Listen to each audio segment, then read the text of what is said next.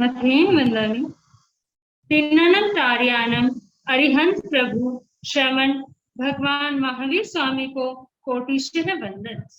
श्रवण संघ के चतुर्थ पदधर आचार्य सम्राट ध्यान योगी डॉक्टर श्री शिव मुनि जी महाराज साहब एवं समस्त साधु साध्वियों के उज्जवल भविष्य को साकार रूप देने वाले ऑनलाइन एजुकेशन के प्रणेता संघ सेतु उपाध्याय प्रवर पूज्य गुरुदेव श्री रविंद्र मुनि जी महाराज साहब के पावन पुनीत चरणों में कोटिशः वंदन। सागर सम आगमों के गूढ़ रहस्यों को जानने वाले प्रज्ञा महोदधि उपाध्याय प्रवर पूज्य गुरुदेव श्री जितेंद्र मुनि जी महाराज साहब के श्री चरणों में शत शत वंदन। इस ऑनलाइन आगम परिषद में पधारे हुए सभी साधुवृंद एवं रत्नाधिक साध्वी वृंद के श्री चरणों में कोटिशः वंदन एवं सुख साता परीक्षा। उपस्थित सभी श्रोताओं का हार्दिक अभिनंदन। श्रुत देवी भी जिनके दर्शन पाकर धन्य हो जाती हैं, ऐसे उपाध्याय श्री जी का सानिध्य हमें प्राप्त हो रहा है। ये हमारा सौभाग्य है कि गुरुदेव निश्चल भाव से हम सभी पर ज्ञान वर्षा कर रहे हैं। इसके लिए हम सदैव गुरुदेव के आभारी रहेंगे।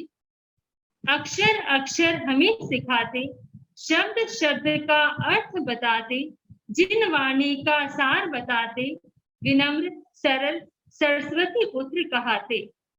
बुद्ध शनि को शंका है हरते, सबके मन को संतुष्ट है करते। आज की वंदना का लाभ ले रही हैं उत्तर भारतीय प्रवर्तनी महासाध्वी श्री सुधा जी महाराज साहब की पौत्र शिष्या महासाध्वी श्री पंजाब वीरांगना कोकिल कंठी श्री किरण जी महाराज साहब की शिष्या श्रुत भारती महासाध्वी श्री स्वाति जी महाराज साहब आदि थाना 5।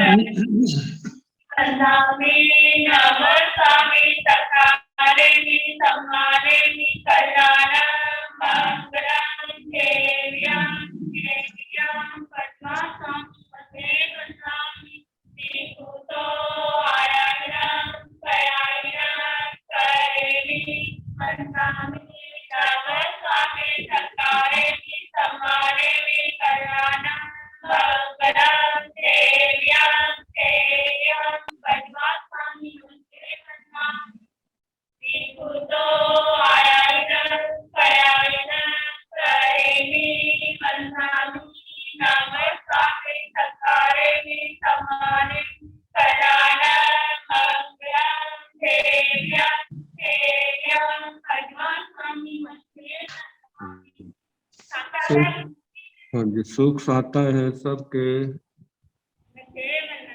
हाँ जी, यह आगम वाचना निरंतर निर्बाध गति से चलती रही।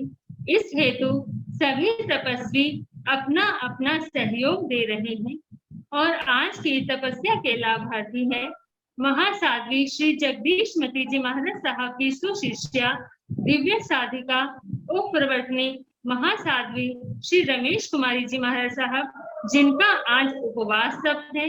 प्रवचन भास्कर महासाध्वी श्री संतोष कुमारी जी महाराज साहब, जिनका भी आज उपवास तप है। तरुण तपस्विनी महासाध्वी श्री शमा जी महाराज साहब, जिनका भी आज उपवास तप है। नेपाल गौरव डॉक्टर पूजा ज्योति जी महाराज साहब की सुशिष्या साध्वी श्री पूनम जी महाराज साहब, जिनका भी आज उपवास तप है। साध्वी श्री करुणा जी महाराज साहब, जिनकी भी आज तपस्या है। उपाध्याय प्रवर अनुयोग प्रवर्तक पूज्य श्री कन्हैया लाल जी महाराज साहब, कमल के शिष्य तपो केसरी श्री संजय मुनि जी महाराज साहब, जिनका भी आज उपवास तप है। हम सभी तपस्वियों की सुख साता पूछते हुए बार बार उनकी अनुमोदना करते हैं। अब मैं पूज्य गुरुदेव से करबद्ध निवेदन करती हूँ कि आप अपनी अमृतमय वाणी से हमें कृतार्थ करें। पधारिए गुरुदेव।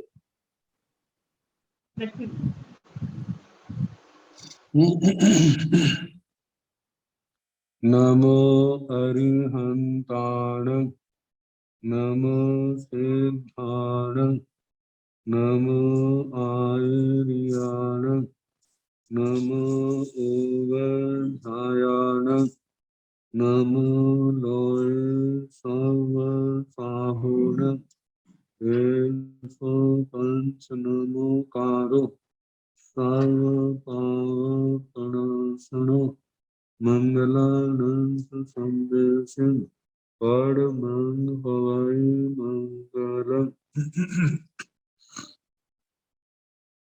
जिन शासन जिन वाणी सदा जयवंत हो, श्रवण संग सदा अविचल मंगल हो।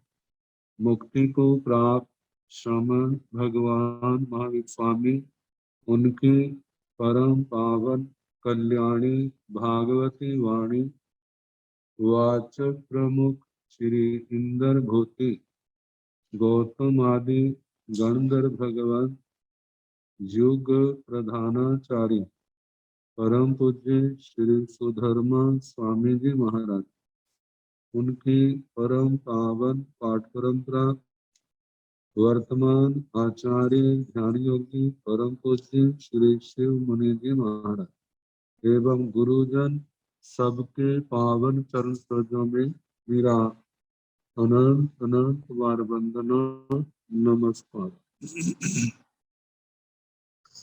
आगम परिषद में विराजमान वरिष्ठ मुनिराज, अन्य मुनिवृंद, परम आदरणीय भगवती स्वरूपा महासाध्वियों जी, श्री कल्प सूत्र की वाचना प्रारंभ है, जिसमें जो महारानी माता कृष्णा जी ने 14 स्वप्न देखे, उनका वर्णन चल रहा है।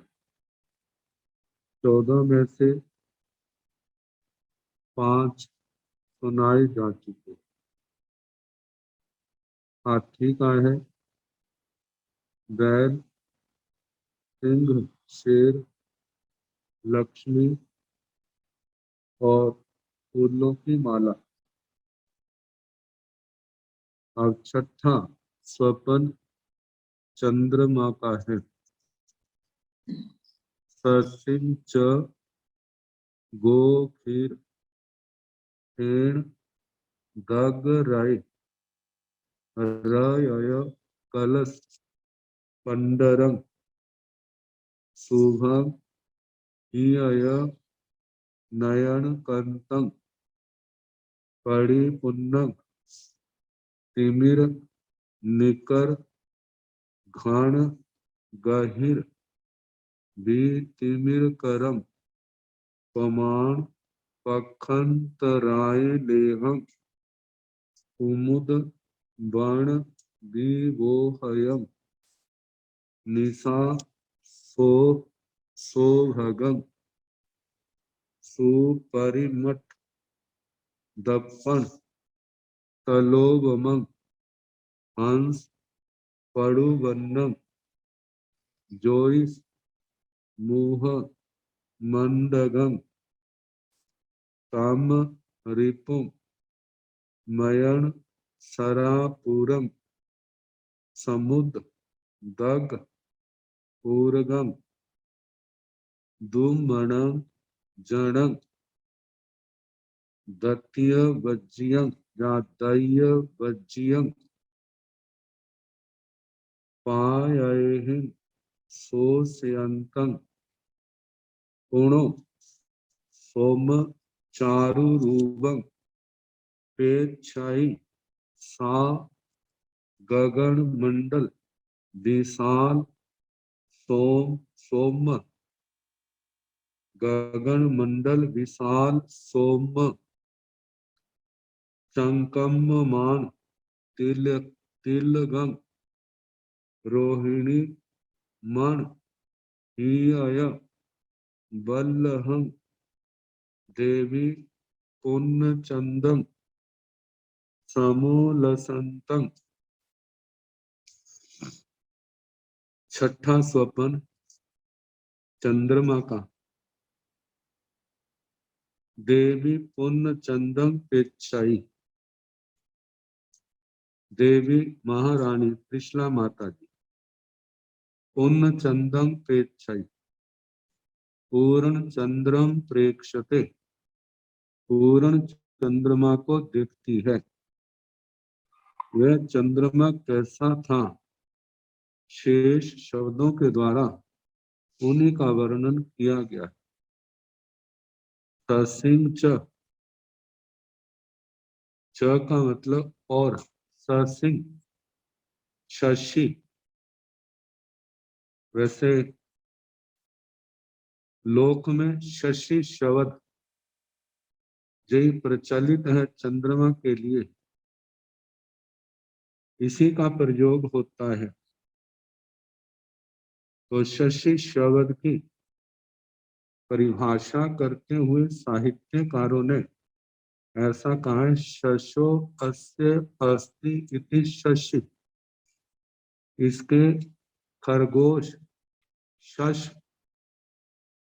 ये चिन्ह पाया जाता है, इसलिए इसे शशि कहा जाता है। और शश शशांक,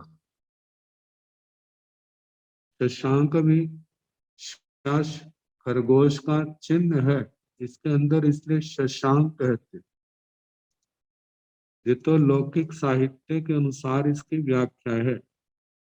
आगमों के अनुसार देखें तो जहां पर इसकी संस्कृत छाया जो की है वो सश्री, स का मतलब साथ, श्री का मतलब शोभा। भगवान से पूछा, भगवान इसे शशि क्यों कहते? उन्होंने कहा कि जहाँ का विमान, आभरण, देव देवियां सारे श्रिया व श्री शोभा से संपन्न है, इसलिए उसे सश्री शशि कहा जाता है। तो चंद्रमा, चंद्रमा को देखा उन्होंने, कैसा था वो चंद्रमा? गो खीर फेण दग रय रय कलश पंडरम। गो खीर फेण, गाय के गो खीर, गाय का दूध, फेण झाग, जैसे गाय के दूध की झाग होती है सफेद रंग की। दग रय, जैसे जल कण, पानी के कण बिल्कुल स्वच्छ। रय रजत, रजत चांदी, कलश कलश, रय कलश, जैसे चांदी का कलश होता है उसके समान। पंडरम, वह शुभ्र था, शुभ्र सफेद रंग का, बिल्कुल चिट्टा जिसको कहते हैं, ऐसा था। शुभम, वह शुभ था। हिय नयन कंतम, हृदय और नयन आंखें, इनके लिए कांत कमनीय था, मतलब प्रिय था। परिपूर्ण, वह प्रतिपूर्ण था, प्रतिपूर्ण जिसे 16 कला पूर्ण कह देते। तिमिर निकर घन गहिर वितिमिर करम, तिमिर अंधेरा। निकर, निकर शब्द समूह के लिए आता है, जैसे अंधेरे का समूह।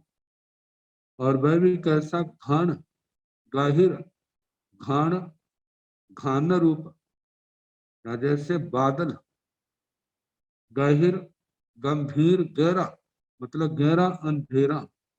उसको वितिमिर करम, उसको नष्ट करने वाला, उसको नष्ट करके मतलब तिमिर, मतलब वी का मतलब विगत, तिमिर का मतलब अंधेरा, जिसके आने से अंधेरा दूर हो जाता है। मतलब प्रकाश, कर्म करने वाला, प्रकाश को करने वाला, उस गाढ़ अंधेरे को नष्ट करके प्रकाश करने वाला।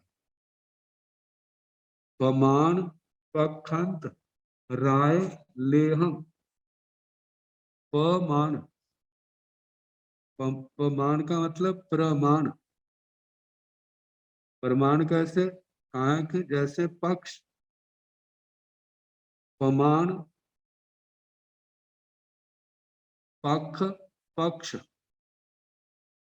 पक्ष, शुक्ल पक्ष, कृष्ण पक्ष, जिनके कारण से मास, अयन, ऋतुएं, अयन, वर्ष, युग आदि का प्रमाण होता है। तो प्रमाण पक्ष, अंत, पक्षों के अंत में होने वाला, एक और शुक्ल पक्ष का अंत, दूसरी ओर कृष्ण पक्ष की आदि। जिस समय पूर्णिमा होती है, पूर्णिमा के बाद शुक्ल पक्ष, कृष्ण पक्ष प्रारंभ हो जाता है।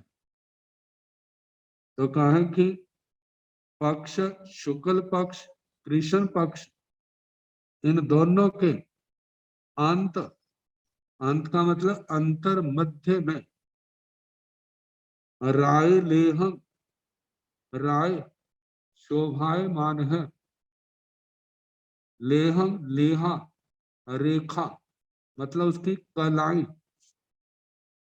पूर्ण लेखा, पूर्ण जिसकी कलाएं शोभायमान है, और वो समय होता है पूर्णमासी की रात का।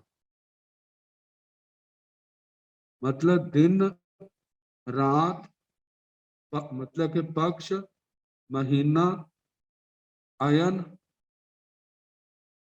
वर्ष आदि का प्रमाण करने वाले कौन है? जो पक्ष, शुक्ल पक्ष, कृष्ण पक्ष, और उनके मध्य में शोभायमान है। राय का मतलब राय धातु आती है राजते, शोभते, दीप मतलब दीप्त होती है, शोभायमान होती है। लेह संस्कृत छाया बनती है, रेखा मतलब कलाई, जिसकी जहां पर पूर्ण कलाई है वह अवस्था, तब वो पूर्णमासी के चांद की, उसको ऐसी रेखाएं कलाएं हैं जिसके अंदर, जिसके वह, उसको आगे कुमुद वन, विबोह यम, कुमुद वन, जो रात्रि चंद्र विकासी कमल होते हैं, उनके वन को विबोह यम, विबोधक जगाने वाला। जैसे कमल सूर्य की किरणों का संपर्क पाके खिल जाते हैं, ऐसे चंद्र विकासी कमल जो हैं वह चंद्रमा की किरणों का संपर्क पाकर के खिल उठते, तो उनको जगाने वाला। निशा शोभगम, निशा, निशा का है निशा, निशा मतलब रात्रि, उसकी शोभा को बढ़ाने वाला। वैसे इसकी शाया ऐसी बनती है निशा सोहगम, तो जब सोहगम मतलब निशा सोहगम, तो उसकी संस्कृत शाया शोधक भी बन जाती। तो रात्रि में जो चारों ओर अंधकार फैल जाता है, उस अंधकार को शुद्ध करने वाला, उस अंधकार को दूर करने वाला, ऐसे निशा शोभक और निशा शोधक, और दूसरा सौभगम, रात्रि का सौभाग्य, क्योंकि चंद्रमा के आने पर रात की शोभा बढ़ जाती है, नहीं तो अंधेरा ज्यादा होता। आगे बताए सुपरिमठ दर्पण तलोबमंग, सुपरिमठ, सुपरिमृष्ट मतलब अच्छी प्रकार से साफ किया है। दर्पण तल, दर्पण का तल, आदर्श शीशा, उसका तल अच्छी तरह साफ किया है। उसकी उपमा, उपमा वाला, जैसे वह शीशा अत्यंत स्वच्छ होता है, ऐसे वो चंद्रमा भी क्या है, अत्यंत स्वच्छ। जितना शीशा आदर्श स्वच्छ होगा, उतना प्रतिबिंब भी स्वच्छ स्पष्ट होगा। कहा कि इसी प्रकार वह चंद्रमा भी ऐसा है। हंस पड़ु वन्नम, हंस के समान जिसका वर्ण श्वेत रंग का है। ज्योतिष मुह मंडगम, ज्योतिष मुख मंडक मतलब ज्योतिषी परिवार जो है, ग्रह नक्षत्र तारे इन सब का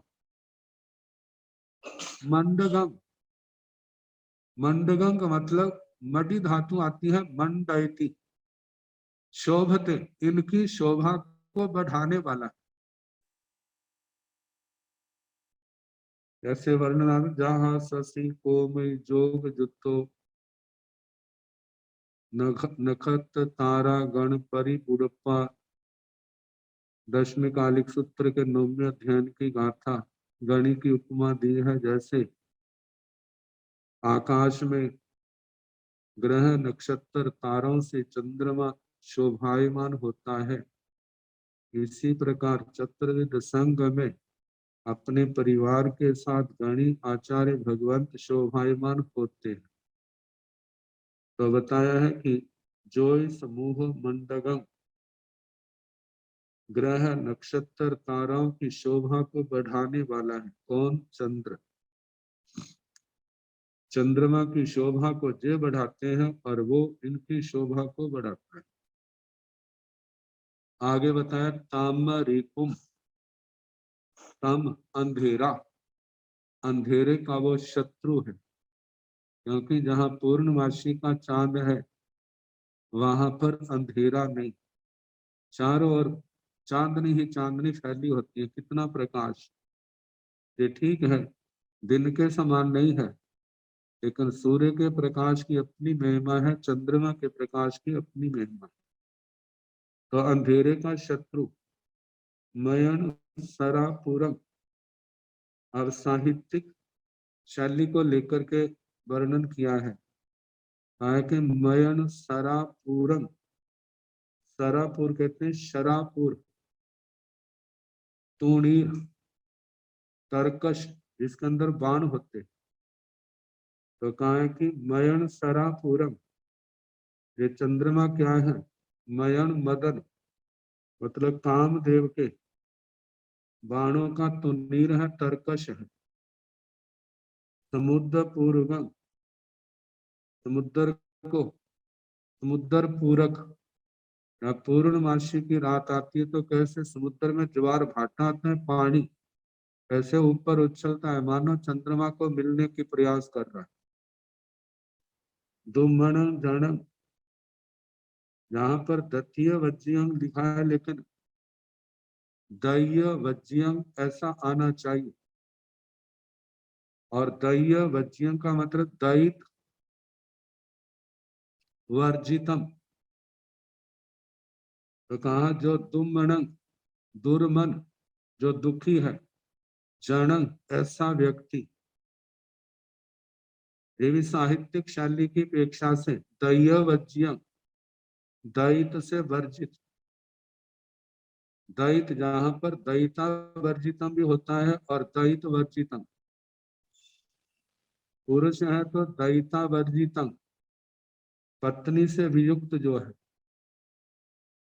और कोई बहन है तो उसके लिए दैत वर्जितम, पति से वियुक्त।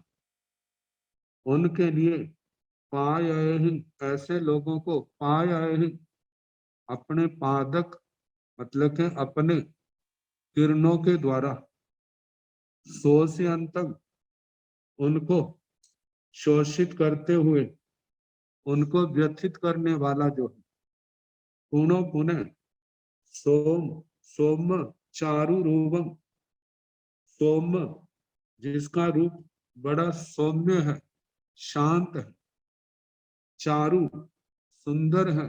रूपम, रूप जिसका सौम्य और सुंदर है, रूप जिसका ऐसा सौम्य चारु रूपम। पेच्छाई, पेच्छाई का मतलब प्रेक्षते, देखती है। सा, सा का मतलब वह कौन? महारानी त्रिशला। गगन मंडल विशाल सोम चंकम मान तिलगम। और चंद्रमा का फिर वर्णन किया जाता है, वो कैसा है मानो। गगन मंडल, आकाश मंडल। आकाश मंडल क्या? विशाल, विशाल, अत्यंत विशाल है। उसका सौम्य, चंकममान, चंकम संक्रमण करने वाला। क्रमोपाद विक्षेप, चलने अर्थ में आती, कदम उठाना, आगे बढ़ना। तो कहा सौम्य, गमनशील, संक्रमण और गमनशील, चलता हुआ। कौन है ये? कहते हैं अब विशाल आकाश मंडल का उसका तिलक है, तिलगम, तिलक। ऐसे माथे पर तिलक लगाया जाता है, ऐसे आकाश मंडल का जो मानो क्या है? चंद्रमा पूर्णमासी का चांद तिलक है। रोहिणी मन बलहम।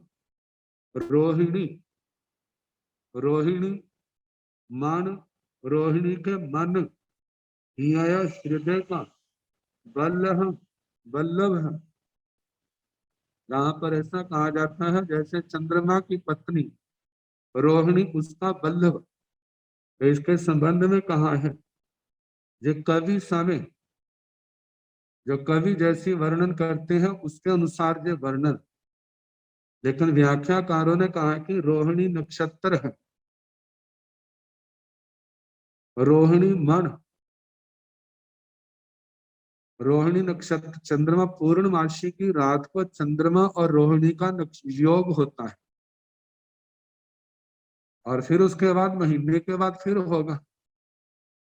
तो कहा कि जो चंद्रमा है वो स्वामी है, रोहिणी नक्षत्र होने के कारण से वो सेवक छोटा देव, उसका विमान छोटा है तो उसके देवता भी छोटे हैं चंद्रमा की अपेक्षा से। तो वहां पर चंद्रमा को, चंद्रमा जो है स्वामी का रूप है, उसके देव स्वामी रूप है और वो सेवक का रूप है। वह स्वामी सेवक का वात्सल्य भाव होता है। तो ऐसे ही उसके मन का बल्लभ, हृदय का बल्लभ है कौन? चंद्रमा, बल्लभ प्यारा। ऐसे देवी महारानी त्रिशला पूर्ण चंदन, पूर्ण चंद्र को, और वो पूर्ण चंद्र कैसा? समूल संतम, समूल संतम ज्योत्सना शोभमानम। ज्योत्सना का मतलब चांदनी, चंद्रमा का जो प्रकाश है उससे शोभमानम, शोभायमान। ऐसे पूर्ण चंद्रमा को महारानी त्रिशला जी छठे सपने के रूप में देखती। तो इस प्रकार छठे स्वप्न का वर्णन हुआ। अब सातवां स्वप्न वह सूर्य का है।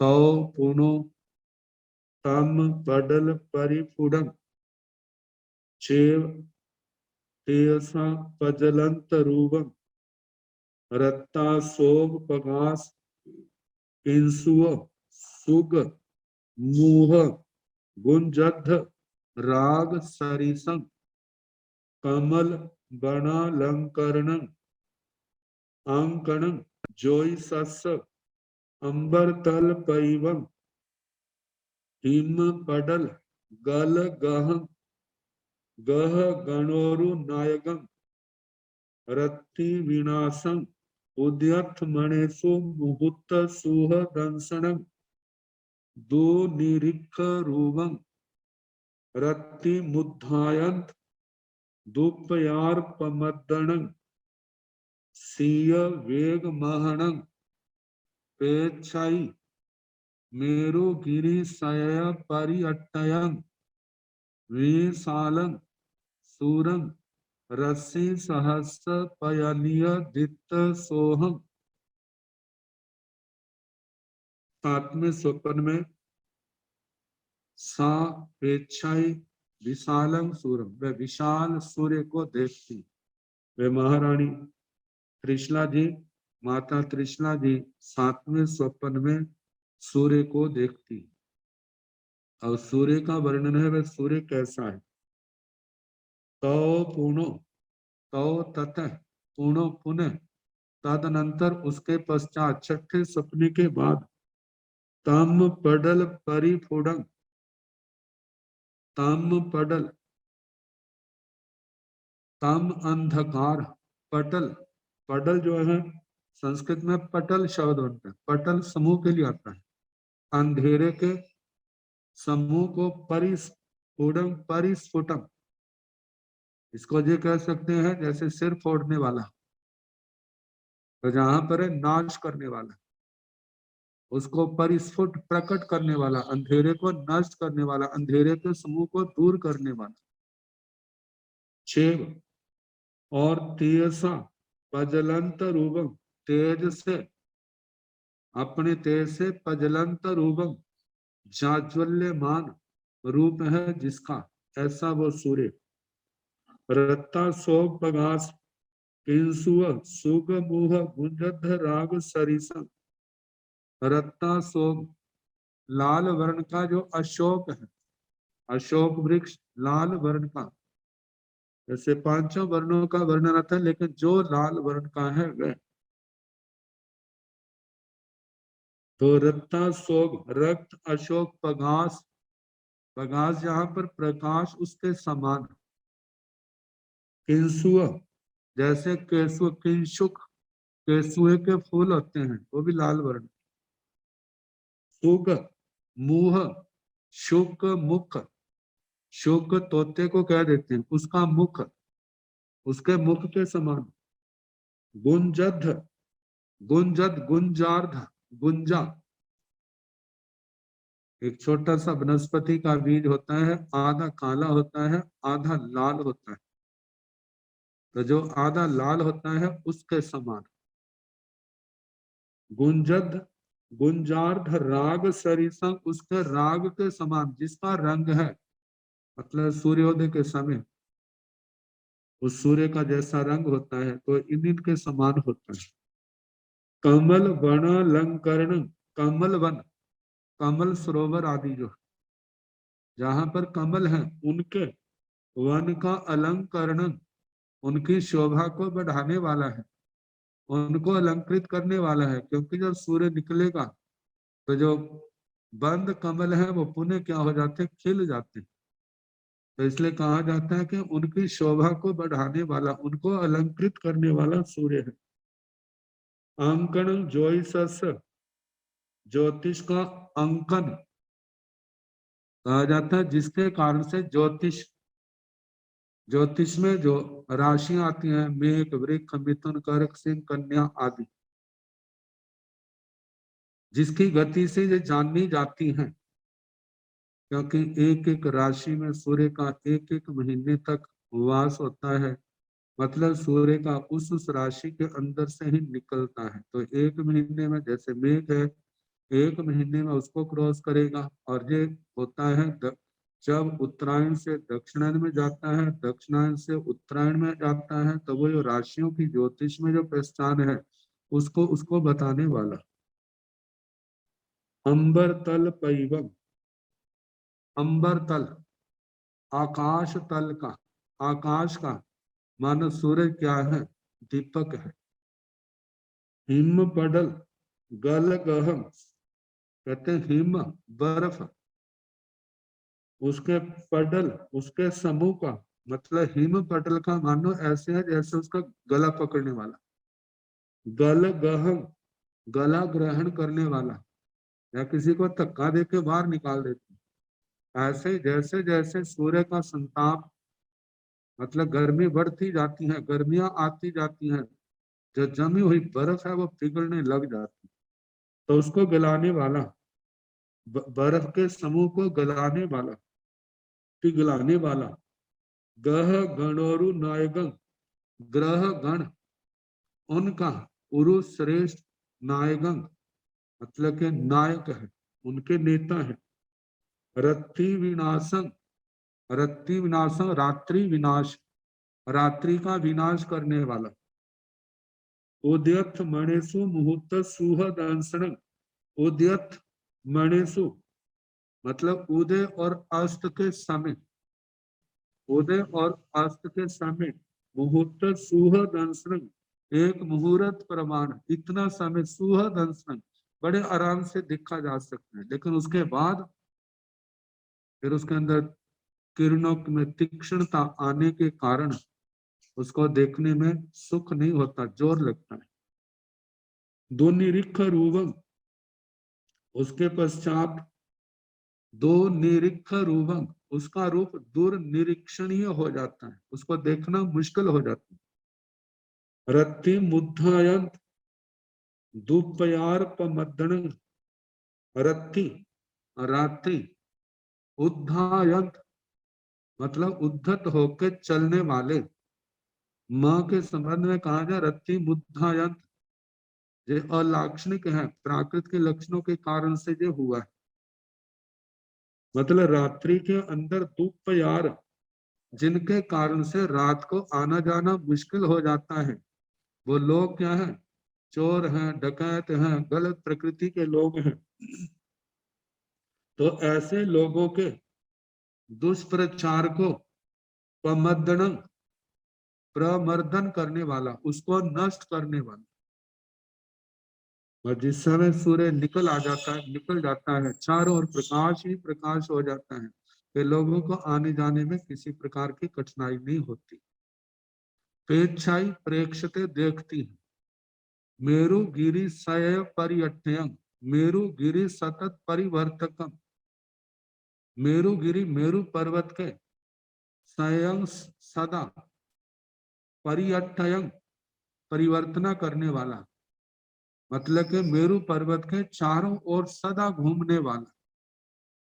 क्योंकि जितने ग्रह नक्षत्र हैं ताई द्वीप के अंदर, जिनके संबंध में जो कहा जाता है कि मेरु पर्वत की परिक्रमा करते हैं, मेरु पर्वत के चारों ओर ये परिभ्रमण करते हैं, घूमते हैं।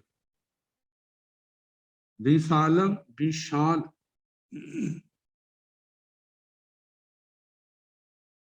सूरंग सूर्य को, रस्सी सहस्र पयनीय दित्त सोहम, रस्सी सहस्र, रश्मि सहस्र, हजारों किरणों के द्वारा, सहस्र रश्मि, जिसे कहा जाता है कि सहस्र रश्मि, ये कहा जाता है कि हजार रश्मियां हैं।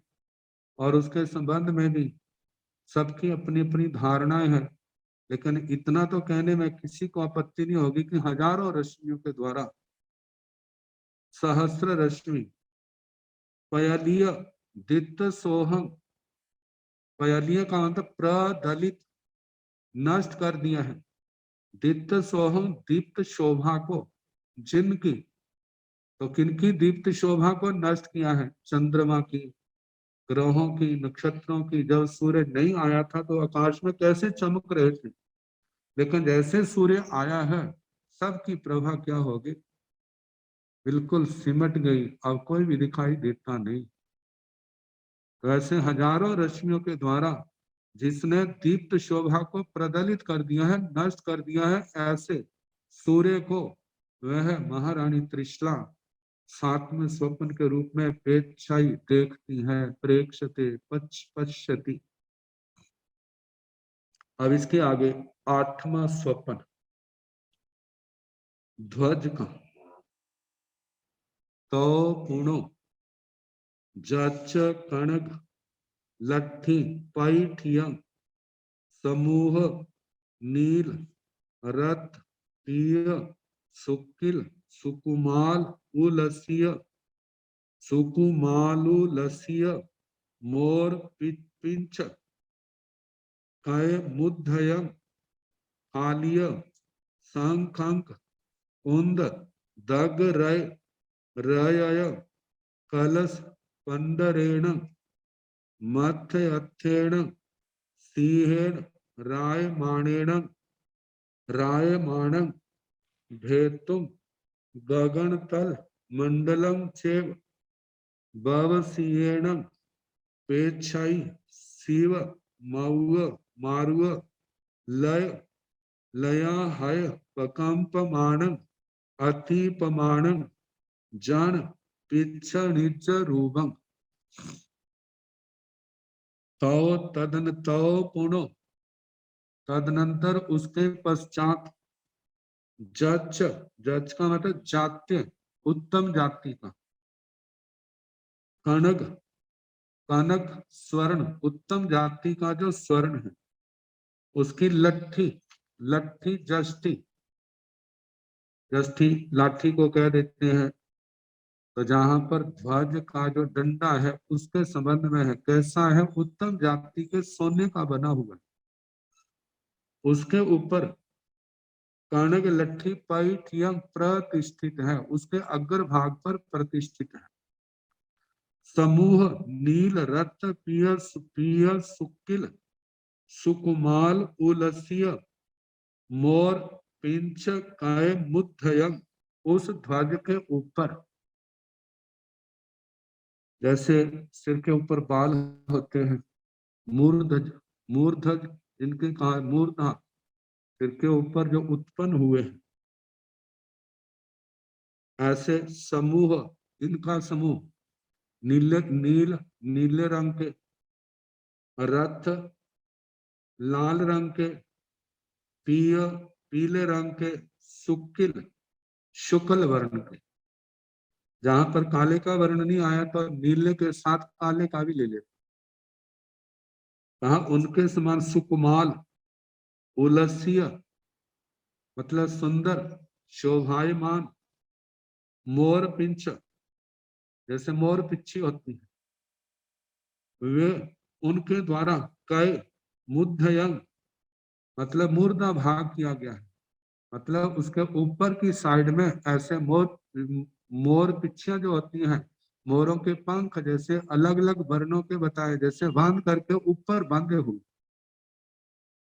आगे कहा फालिय संकंक उन्द दग रय रय कलश पंडरेण मत्थयथेण सिंहेण ये सिंह के विशेषण है उस ध्वज के ऊपर शेर का चिन्ह है सिंहन रायमाणेण मतलब शोभायमान सिंह के साथ रायमान शोभमान शोभायमान वह ध्वज तो सिंह के विशेषणों का वर्णन किया जाता है वो कैसा उसका रंग था हालिया हालिया का मतलब स्फटिक आगे शंख जैसे शंख होता है सफेद रंग का अंक अंक रतन कुंद जैसे कुंद जाति के फूल होते हैं दग रहे पानी के कारण रय कलश जैसे चांदी का कलश हो उसके समान पंडरेण पंडर वर्ण मतलब सफेद वर्ण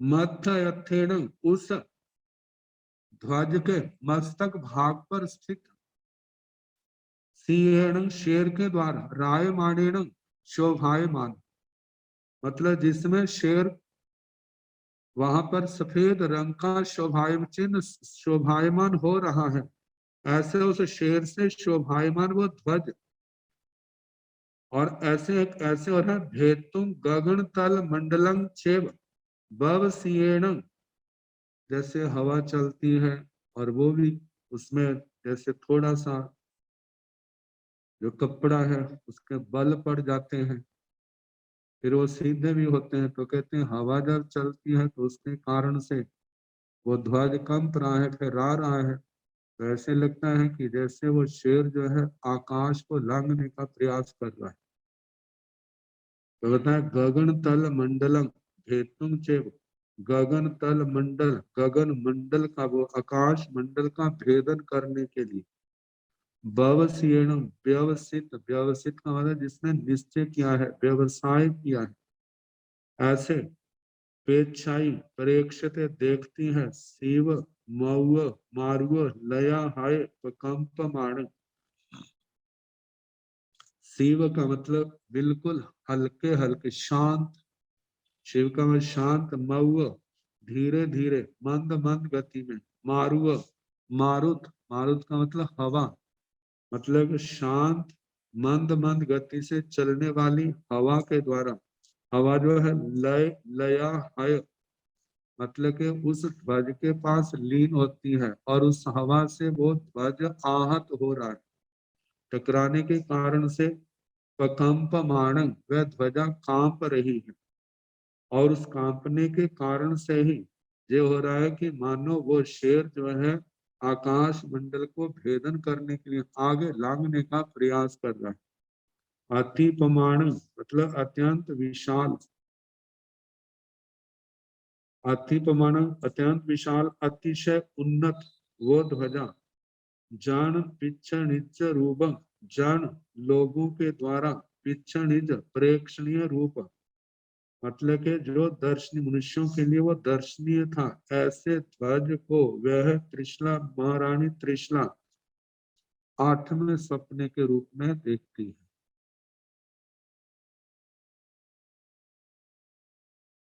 आगे 9वां स्वप्न, तो पुनो जच कंचनु जल रूपम, उज्जवल रूपम, जहां पर तो जो है जच कंचनु जलम रूपम, निम्मल जल पुण्य मुत्तमं, दीप्यमान सोहम, कमल कलाम परिराय माणं, परिपूर्ण सब मंगल भेय समागमं, पवर रयन परायण, कमल थियं नयन भूषण करम, पभासमानं, सब्बो चेव दीवयन्तं, सोम लच्छी निभेलनं, सब पाव परिवज्यं, शुभं भासुरं श्रीवरम, सब बउओ सुरभि कुसुम आसत मल्ल दामं, पेक्षाई सा रय पुण्य कलसम। 9वें स्वप्न में महारानी त्रिशला जी, रय पुण्य कलसम, जैसे चांदी का पूर्ण कलश, उसको देखती है, चांदी के पूर्ण कलश को। तो उस कलश का वर्णन किया जाता है, तो पूर्णो तदनंतर, उसके पश्चात चच कंचन कंचन उज्जवल रूपम, जाते कंचन उत्तम जाति के सोने के समान उज्जवल है रूप जिसका, ऐसा वह कलश। निम्मल जल पुन्नम उत्तमं, निम्मल जल पुन्नम निर्मल, स्वच्छ पानी से जो पूर्ण है, पुन्नम पूर्ण, उत्तमं जो उत्तम है श्रेष्ठ है, दीप्यमान सोहम जिसकी शोभा, दीप्यमान शोभम जिसकी शोभा चमक रही है, मतलब कि दैदीप्यमान हो रहा है, उसकी चमक चारों ओर फैल रही।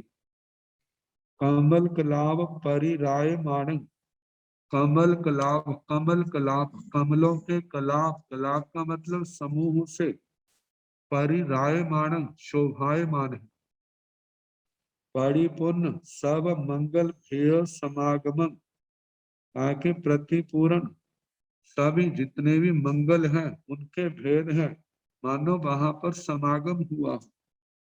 पवर रेण परायण, कमल ठियं, पवर श्रेष्ठ, रयन रतन, मतलब जिसमें रतन जड़े हुए, जिसके ऊपर वो कलश रखा है वो स्थान, वो स्थान श्रेष्ठ रत्नों से निर्मित। कमल ठियम, कमल के ऊपर स्थित हो, जिसके ऊपर रखा है उसका आकार कमल का है, जिसमें नाना प्रकार के रत्न लगे हुए। नयन भूषण करम, नयन नयन आंखों की भूषण करम, मतलब आंखों के लिए वह प्रिय लगने वाला, आत्मा को जैसे कि आभूषण आनंद देते हैं पहनने वाले को, ऐसे वो आंखों को प्रिय लगने के कारण से वो आनंदित करने वाला, सुखद सुख का अनुभव करने वाला, जिससे लोगों को आनंद की अनुभूति होती है, तो उस आनंद को करने वाला है। पभासमानं सब्बो चैव दिव्यंतम, पभासमान वो प्रभासित हो रहा है, चमक रहा है, सब्बो चैव दिव्यंतम सभी, और उसका उसकी द्युति उसका प्रकाश फैल रहा है।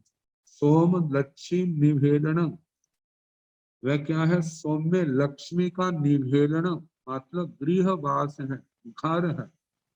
सब पाप परिवर्ज्य, सारे पापों से परिवर्जित, यहाँ पापों का मतलब अमंगल चिन्हों से जो रहित है।